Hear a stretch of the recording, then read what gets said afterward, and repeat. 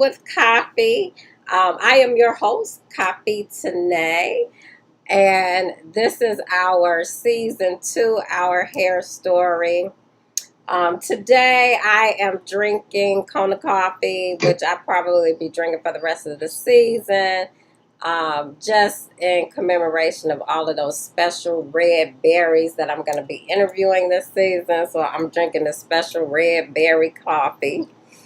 Um, my guest today, let me just remind you guys, please like, click, share, subscribe. We need subscribers. I'm new to this whole internet game and all of that, so the more support I can get, the better. So please subscribe.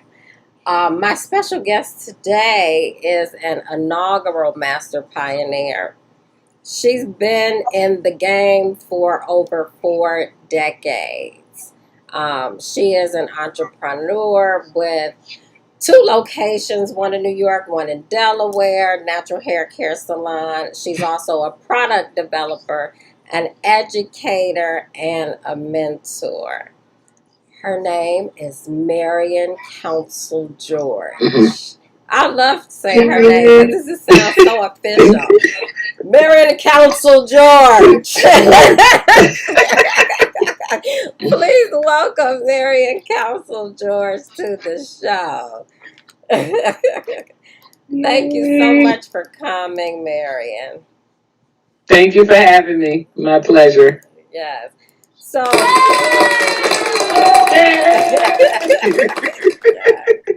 so I want to start the conversation by just going all the way back, going way back, Way and back. yes, how did this begin for you? What started this journey? When did you start braiding? Right. When you say I spanned 4 decades, yes, that's including when I was like a young teenager, young woman braiding hair on the stoops in my building in Brooklyn. I actually got started because at 10 years old, I wanted my mom to cornrow my hair. She was like, "But Marion, I don't know how to braid." I was like, "Oh man, shoot. When I get home from school, I'm going to do it myself." I was so upset with her. And I came home and I parted my hair down the middle and I wore 2 cornrows. And I was emulating a young girl in my school who always, she was a celebrity makeup artist. Master Pioneer Anita Hill knows of her very well. They used to live in the same building. When me and Roxanne was in the same, that's the only style we do. I loved it. My mom couldn't do it. I taught myself. And then people in my building, by the time I was 12, would notice that I always had nice braided hair. And one particular lady said, "Hey, can you do my 2 daughters?" I was like, "Sure, for $5." $5 in 1972 was a lot of money. So that was like my first little start of being an entrepreneur. And then I fast forward to when I got 19 years old, I answered an ad for a woman who wanted to have her hair braided. And I went to her house to braid her hair, and she gave me a pack of synthetic hair. I said, "What this for?" She said, "Oh, because I want you to add hair." And I said, "Well, I never added hair before, but I'll do my best." And really, I did a great job. She was happy, and she got a lot of compliments. And her husband was a musician, so they would always go out every weekend because he would play sets. And she would get lots of compliments. And she said, "Mary, I want you to make a business card." This is me at 19 years old. I'm 59 now, so that's the 40 years. Right. At 19 years old, she said, "I want you to make a card, just say Marion Braid, so I don't have to write your name down on little slips of paper." And I did that. And at the time, I was in college too. And so those cards I would give out in college because students wanted to know who did my hair. And I gave a bulk to the lady. And that's how my business grew. Word of mouth referrals is how I've expanded my business and continue along these 33 years. Now that we have the internet and social media and all these other platforms to get people known out there, the struggle that it took to get me where I'm at was done step by step. It wasn't done by a click of a mouse, and I get 2,000 likes. Yeah. step by step, flat by flat, braid by, and I'm still here, and I'm so happy that I'm still working with my passion. Oh, yes. I'm glad you are too. So I know that if you were not the first, you were one of the first women to have a natural hair salon in New York. Right. We talk about that a lot with my sister Talani Kennard. I always say, "Oh, Talani, I was the first braid salon." She said, "You're absolutely right. I'm the first natural hair care salon." And the difference is, I only catered to a cornrow or single braid. That's the only thing you could get in my shop in 1987. In Mm. 1987, Talani clarified it for me. They were doing cuts on natural hair. They were doing, I suppose, henna color to be natural. They was doing itty bitty braids. Those are the things that I didn't do, but it was still in a natural setting. So I'm the first licensed braiding salon, and they're the first natural hair care, which Okay. covered a little bit more. Yes. And from just doing a box braid and a single braid, then we started to create more things that are popular today. Yes. I know since 1987 how much the industry has grown because I remember my mom opened her salon in 1988. I was a little girl. Yeah. And we were right next door to a regular chemical salon. So Mm-hmm. it was a very interesting dynamic, because she wasn't the first one. I think she might have been the third salon to open in Chicago that was specifically catered to natural hair. And we really were more of a braiding salon as well. Because back then it was like Amazon braid sculpture. That's what, and it was more like an art form of Art. the braiding. Yes. Yes. So it was different and new, but during that time it just started to like span, to be like this, grow into the empire that is grown into today. It's just Yes. interesting watching that and watching all of you guys and meeting you, and how without any internet or any of this stuff that we have now, you guys were coming from all over the world to be together and share and grow this business. So, Yes. without the I click of have the fond mouse. memories of Yeah, I have fond memories of meeting your mom years and years ago. I did come to Chicago one time. I don't know if I met her there or at the Atlanta show, but it's been years, at least 2 decades, that I've known of your mom and the great work that she's done. And we've tried to have different braiders organizations to kind of like support what we're trying to do. And we always, we keep, toiling that soil because we want to regulate our industry and our standards. Sometimes we get some backlash saying, hey, we've been doing this from way back from the motherland days. Why we got to be regulated or why we got to be licensed. However, we were trying to set some standards for what we were doing. Because now you have people talking about a feed-in braid, right? Naturally, that's how you were supposed to braid. It wasn't supposed to be putting a big chunk of hair. Had we had these standards written out and, known and shared across the board, we would all be kind of like braiding healthy hair the correct way. Mhm. Um, and, the legislation is for sanitation and sterilization Right, right, too. right. And to me, I think it's something that we should have, an industry that is regulated, Mhm. which some people weren't necessarily for that because of the reason I said, but we've been cooking at home since the beginning of time. That's If we right. wanted to open a restaurant, we still would have to follow some kind of standard. And it's the Absolutely. same thing with the braiding salon. I mean, so many open unlicensed, but there was some damage done, especially a lot of alopecia around the hairline, from improper braiding and things like that. Mhm. You guys really started this thing where it was like, oh, we can turn braiding into a business. and this idea spawned from women like you and Diane Bailey and Talani, and then it became like this thing where a lot of the Africans were coming and opening up all of these salons, which I think really started the idea of, because I totally get the other idea where it's like, why this is our stuff, why does it need to be, why we have to pay you to have it? But then there it was like, okay, we do need some regulation, because you guys had inspired so many people to do braids as a business, right? But then I remember that, because then it was like, okay, yeah, we do need to like talk about sanitation and health of hair, you know.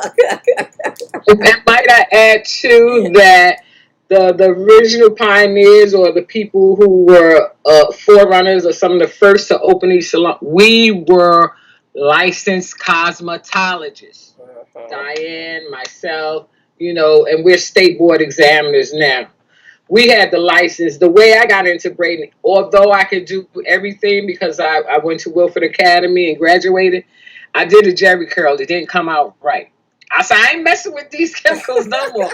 I'm going to do one thing and I'm going to do it right. I always knew how to braid. I went to school to get my license so I could open up a braid salon, but I was taught everything. Mm-hmm. So by me messing that up, I was like, we're going to do one thing we're going to call it designer braids. We're all about braids, and that's the specialty. That's the exclusive, and that's how I got, to the point of just braids, and not knowing that my sisters also was dreaming with that same type of idea. Like, now is the time to appreciate our natural beauty. Yeah, it was quite amazing. One thing I really loved about you guys in Brooklyn, it was like just the way you bond together and how strong you guys have, like these real strong personalities, all y'all. And I just loved it. I was like, this made me so proud to be a Black African woman, just being around you guys, because you had this confidence that I really never saw, like in the Midwest. And, we were more like in this cosmopolitan type look. And then when you go further west, it's California, West, even more cosmopolitan than that. And so you guys really exposed this idea of natural Black beauty to the nation, with confidence and grace. Yes. So now tell us about Delaware. I want to know. Delaware is a beautiful city. I'm like a urban suburban girl, right? So Delaware, where it's located, I'm 30 minutes from Jersey, 40 minutes from Philly, 30 minutes from Maryland. So I'm like in the middle. I could be to those places very quickly. And I actually did my first hair show in Wilmington, Delaware last August. And I called it the Mid-Atlantic Natural Hair Story Expo, meaning the states of New York, New Jersey, Pennsylvania, Delaware, Maryland, Virginia, D.C. Those are places you can get to very quickly, especially from Delaware. And I had a salon in Virginia, and one of them was a home-based business, which I would go to this 5-bedroom house I was able to purchase. So much gratitude for my business. I was able to purchase this house, and I would go there once a month and style clients. People who had saw me in magazines would call and say, "Oh man, you're in New York." One lady I saw, "I'm in Chesapeake, Virginia too," and she's like, "Oh, good." And she came, and that was in 2001, and she's still a client today. So my family is originally from Virginia, say my mother's family, and I traveled Virginia, New York, and I always passed through Delaware. And by taking that regular trip in the summers and, as I grew older, I started to look at Delaware, not knowing anyone who lived there, but I said, I know it's going to be a need for a natural hair care person there. So I sold my house there, and I bought one here in Delaware for the purpose of business. For the purpose of business, and still in a close proximity where I can still get back to my New York clients, and do their hair. So I'm like 3.5 days there and 3.5 days here. And my clients really support me. I had some for over 30 years that still come to wherever I'm located. They actually do both locations if they're in the middle, or if it's on a certain day I'm not where they want me to be, they'll come to me, and I appreciate that. Oh, that's beautiful. You're like a jet setter.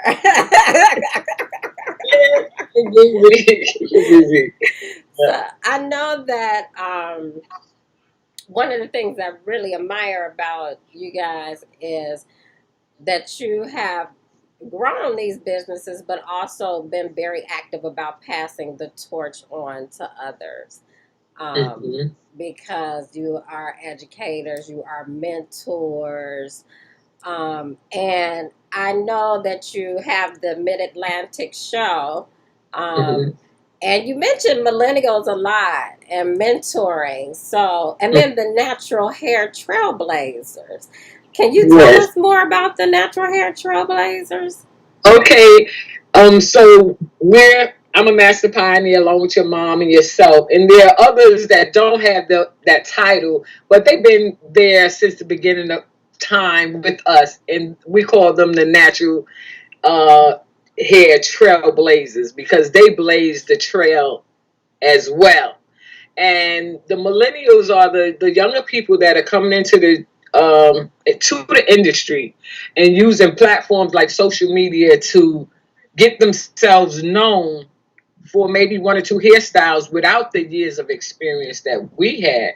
So the millennial advantage is they can just put something online and bam, get a lot of likes, and people might want to come to them for something we've already done, the master pioneers or the trailblazers. But since we're a little old school, we're not so much as involved with a lot of these platforms that people use and are, earning a living from doing. Yeah. And I have mentored many women, like I said, and men who have opened up salons. I gave them the courage, like, hey, the man can do it, I can do it. I'm inspired.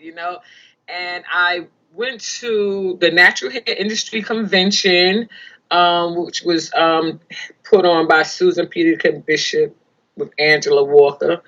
And I met, they said, network, pass out your cards. And this was in Maryland. I drove there from Delaware, no problem.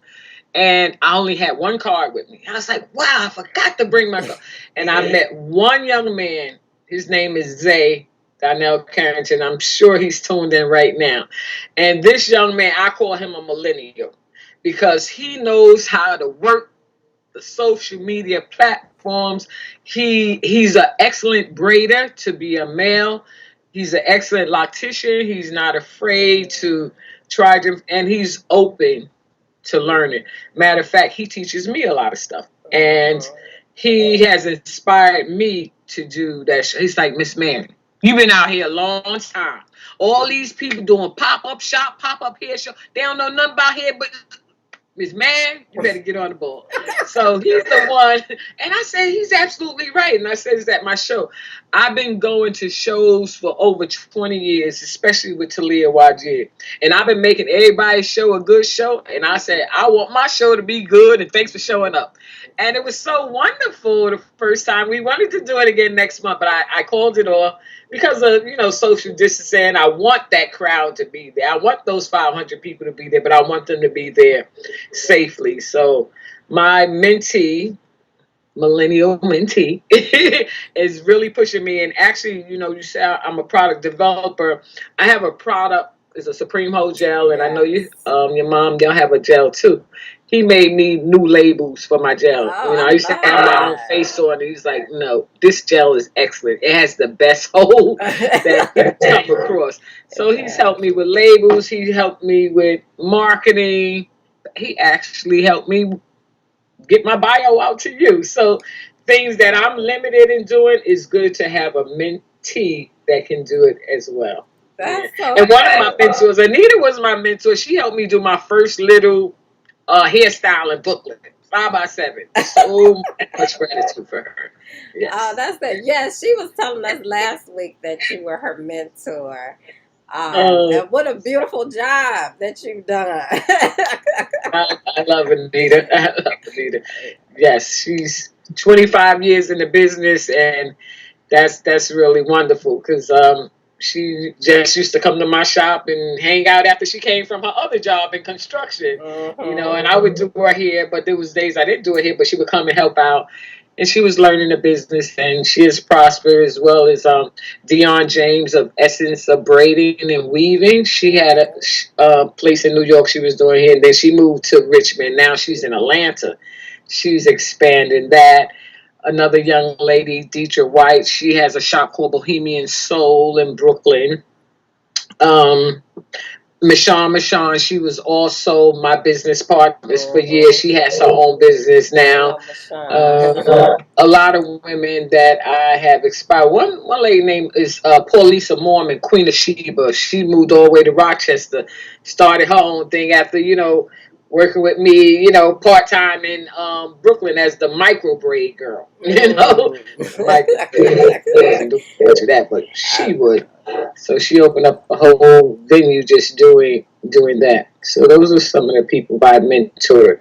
So, what other products do you have in your product line? So, you got the Well, I have gel. one gel, and I have it's called Smell So Good Hair and Body Oil. Oh, It that's nice. smells really good when people walk by you. They say, some smell really fresh. Like, yeah, it's my hair oil. That's what my customers reply. Smells sort of like soap, something Mm. clean and refreshing. And it's so strong that people's like, I like it, but I can't wear my other colognes with it. Can you make another one? Can you make it but not so light? So I made a lighter fragrance, and it's called Oh, Lotus Oil. It's okay. less concentrated, but it's the Lotus Oil, and it smells so good. And then recently, I just came up with a new one called My Harmony. My Harmony Oil. My Harmony. And that means Ma and I in harmony. My mother just Oh. recently passed, and I Mm. want to do something dedicated to her. And I just came up with it during this period of COVID-19 when, Tondo Kafeli, who I named the King of Locks, was saying we should be revamping ourselves or creating. You using this time, use it to do something constructive. So I came up with another fragrance. The smell so good, I had that scent for like 10 years or more. Mahogany smells like a fruit or a good smelling fragrant incense. It's so wonderful. And my fragrances usually last you days. Mm. Oh, It's like I nice. spray it today, and then 2 weeks somebody said, "Oh, your hair smell good." So they're highly concentrated. With Oh, good. fragrance. You know, I would love to. Are you shipping? I would love to get some products. Yes, I ship on Etsy.com, ETSY.com. Okay, okay, cool. I'm gonna check it And out because okay. now.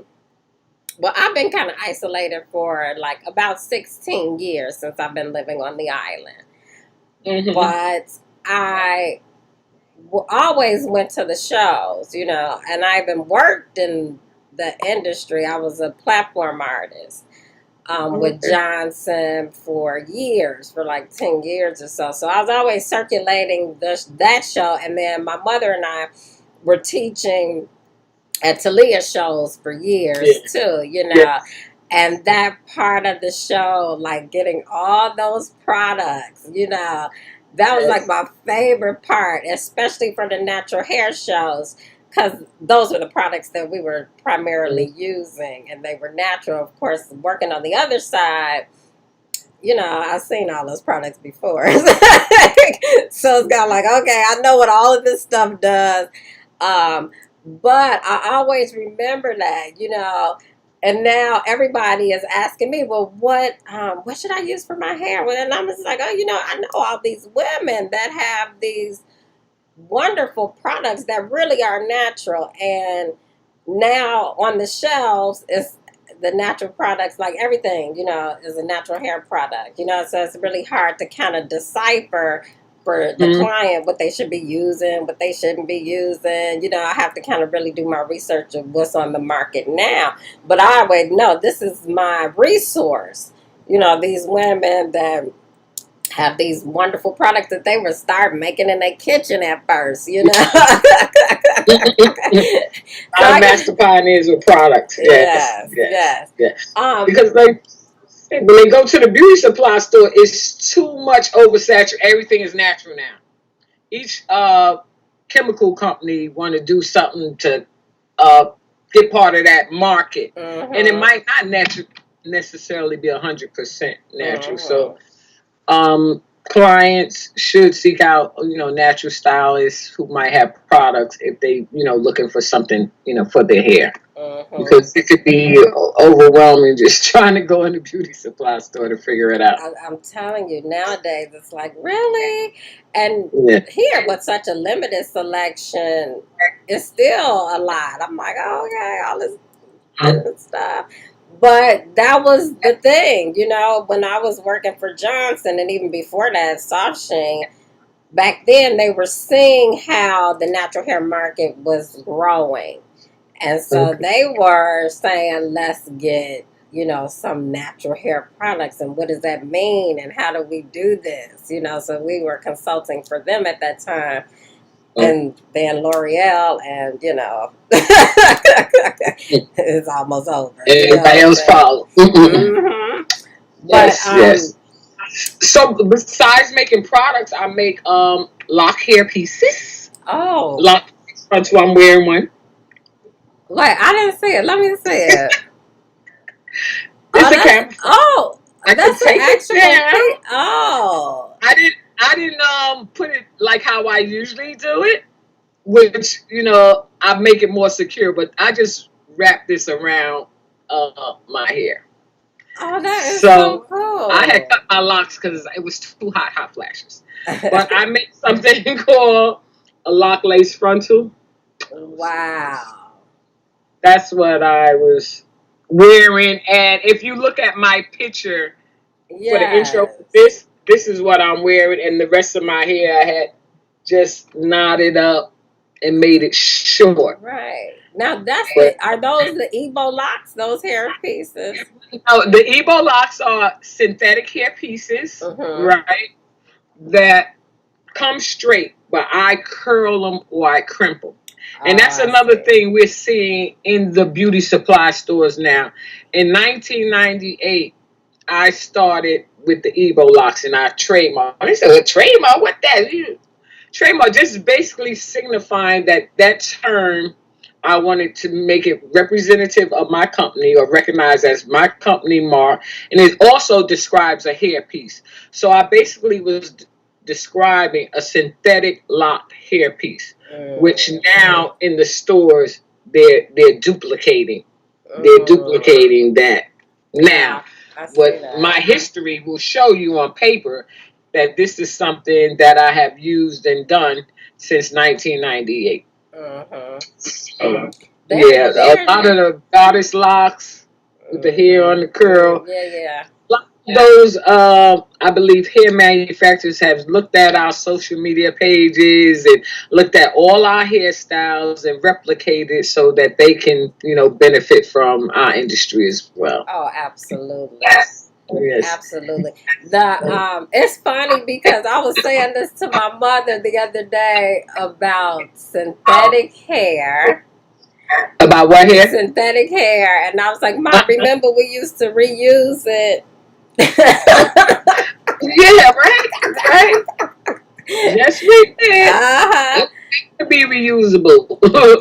I have a client now, some of the curly synthetic hair that I use with the latch hook. Again, this is in 92, 93 was using the latch hook and applying curly synthetic hair. Now they call it crochet braids, but I was using a hair piece called Natty Curl. And that piece, the curls were good, stay curly, would last a long time. The newer hair pieces kind of fray a little bit more quickly. They don't have the longevity. And like I said, one lady I was using the curly, we called it the elite curl. curly piece on her, and she would take it out strand by strand. Because remember, it's on the cornrow base. It was crocheted, and she would take it out, wash it, and bring it back. And the Mm-hmm. head still had the curl. Even with the Ebo locks, they would take it out and bring it back because the hair lasts longer than Mm-hmm. what they're making now. Mm-hmm. Yeah, and it looks more natural too. You know. Yeah. Well, it costs more too, you know. So you have to Uh, save it. It costs more money. the newer hair that they're making. The newer hair, I think, is cheaper, but back then the synthetic hair was just like a regular pack was like $13. You know, Not in New York. not in New York. Oh No. no! Oh yes. No. The hair is more expensive now. Really? Yeah. Oh, that's Mm-hmm. interesting. They making a lot more different types They of make a hair lot more too. too. Yes. To, Uh-huh. the cost. Yes. Yeah. Yes. So this has been, and I want you to tell me about the your designer braids glam styling team. Okay. All right. So, Malika Tamu Cooper, she's a Hmm. trailblazer. She hosts Baltimore's natural hair shows. She would have had it in March. It would have been her 19th year. So her show I like because I could drive there from Delaware to Mount. So I go every year. Now with Talia Wajid's show in Atlanta, I would go every year for the first, I think about 15 years, and then I took a break because I had relocated and I was focusing on building this business in Delaware. So with Malika's show, I came up with a concept. I'm bringing at least two people with me that can style hair, that know my product, that know how to be personable, who know about hair care, and those are my glam styling team. And one of them, always my mentee, Zay Donnell Carrington. He's always there. And there's another young lady I was mentoring, and prior to that, at Atlanta show, I was bringing my whole staff, so they was part of my Designer Braids Glam team. So whenever I go to a show, I bring extra hands because I like to be hands on at a show. I don't want to be standing around just selling a product. I want to show you how it's used. So I Right. usually have a flyer say, "Hey, we doing some quick hairstyles, $25 a quick lock up do, and I can show you how the gel works." And I need hands on because people do gravitate to our table because of that. And I think if you come to a hair show, you want to maybe possibly get your hair done real quickly if you can, as opposed to just walking around looking at vendors who might be selling a dress or some shea butter, Whereas you Mm-hmm. come across to me, it's like, hey, if I don't need my hair done, at least I could see some techniques being done. Right. So that's what the Designer Braids Glam team is all about. Um, Designer Braids. Ooh, do you see that? No, Oh, okay. I can't see Okay. I it. came up and said my battery was running low. I don't know. Okay. Yeah. Okay.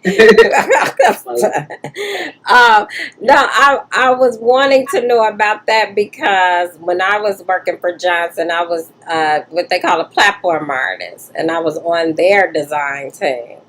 And Oh, at those shows, you know how big they were. It would be all of these things that you do, to attract people to the stage. We used to uh-huh. have dancers and, just full on out performances and classes. And you're really hands on demonstrating for 10 Mm-hmm. hours straight at a show. It could be really exhausting because they're long days. So definitely having a team was like key because you cannot go there and do all of that stuff by yourself, And it's fun to be able to showcase and share in that manner. I always love the styling team aspect because everybody has their niche. She's good at this and she might be good at that, and we use this product for this particular hairstyle because it works the best. I always love that dynamic. Which, Yes. of course, in the natural hair scene, I didn't see as much of that. So I just really want to thank you so much for being on the show. It has been such a pleasure to talk to you, get to hear your story, and let everybody know how you pioneered the industry. Thank you. And really fill me in on some of the details that I didn't know. So thank you so much for coming on the show today.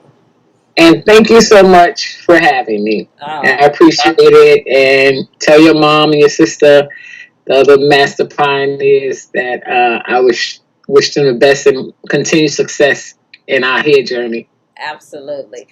The one thing I want to say before we part is last week when I had Anita on the show, we talked about having an event here on Maui. And so I'm going to be saying that to all of you guys as I interview you so I can keep your mind on that because I really want that to happen. I can see us in here on the beach having this show. That would be beautiful. And I Yes. was And saying the one time that I did get to Hawaii, it was a gift from a customer who gave me the ticket to come out there and see Oahu and mhm. the beautiful island of Hawaii. Yeah, those and so yeah, you blessed all these people. Of course, you're gonna get that kind of blessing. But I really think we need to bless ourselves and get on out here. So Yes. I'm putting So that in the air. let's make that a goal for let's see, 2022. 2022. That's it. Then we're doing it. Well, I don't All know right. how we're gonna do 2021, but 2022 sounds good to me. I'm ready. I'm ready. Yes.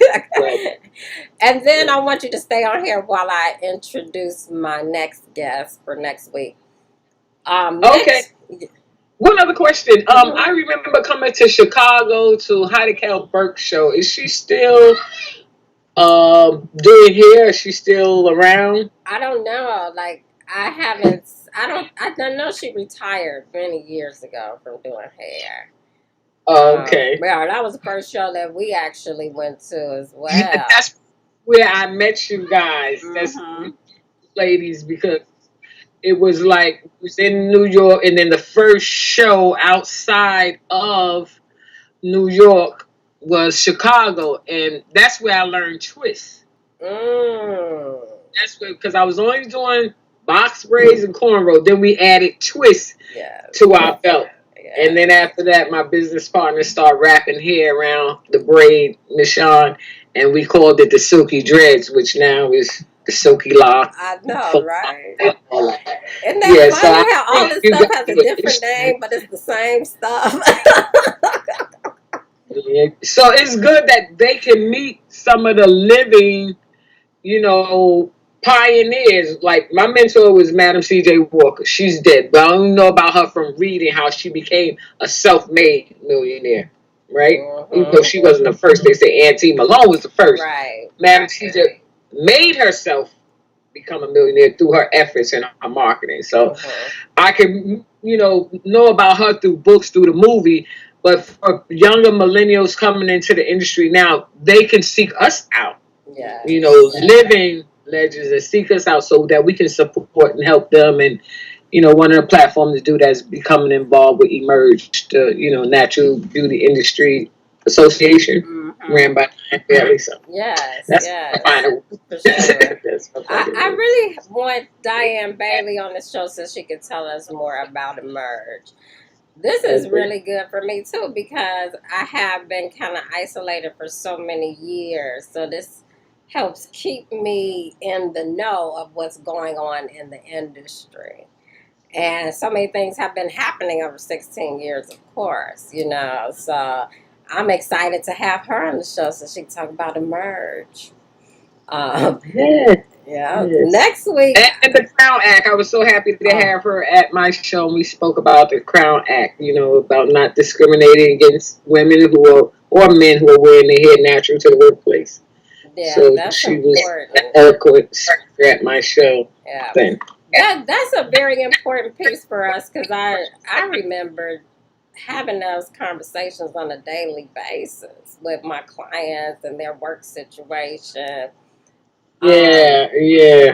and it's And we oh, supposed to be in go this. ahead, go But ahead. we made locks acceptable because they were dreadlocks. They were dreadful. People's like, I'm not getting that. But we, the stylists, once we start coloring them, grooming them, styling them, we made them more acceptable and more loving. And people who say they would never lock their hair or walking around with Yeah. locked hair for years and years. So it's our creativity with the hair that made it acceptable.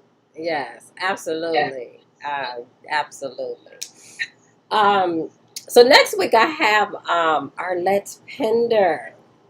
Oh, that's my girl. Arizona. Yes, absolutely. So I'm excited. She has such a big, beautiful personality. I know it's going to be Yes. an extra fun show. She's been hosting the Master Pioneers probably since the beginning. So No, just the last two. just the last two. Yeah, Nikita did the first one.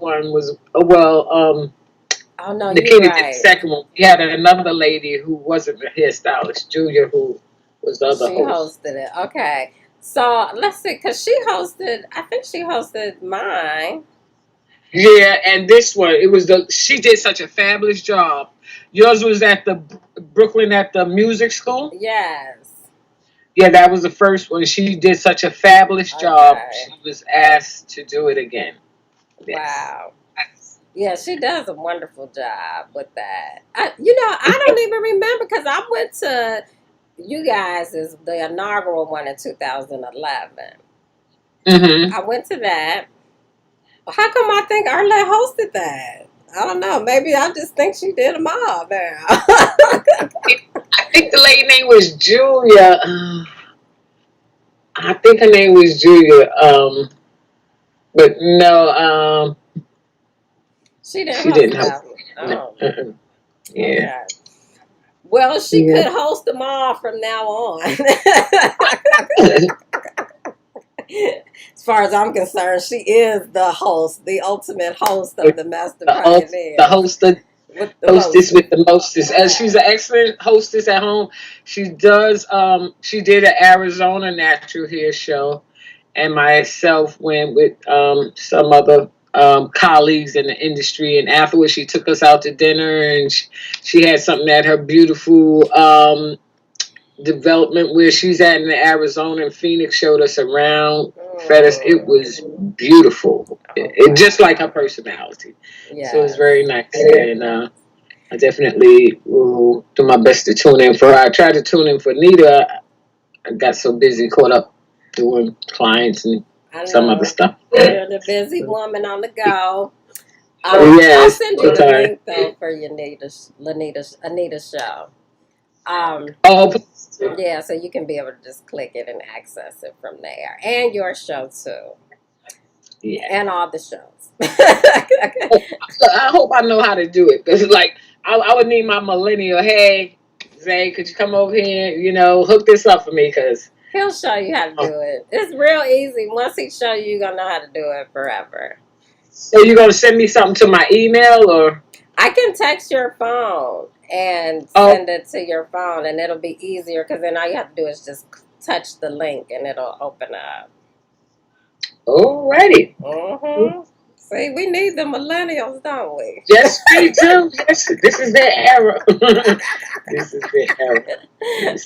All right. It was a pleasure. I'll Okay. see everybody next week on Tea with Coffee. Have a wonderful day. Aloha. Aloha.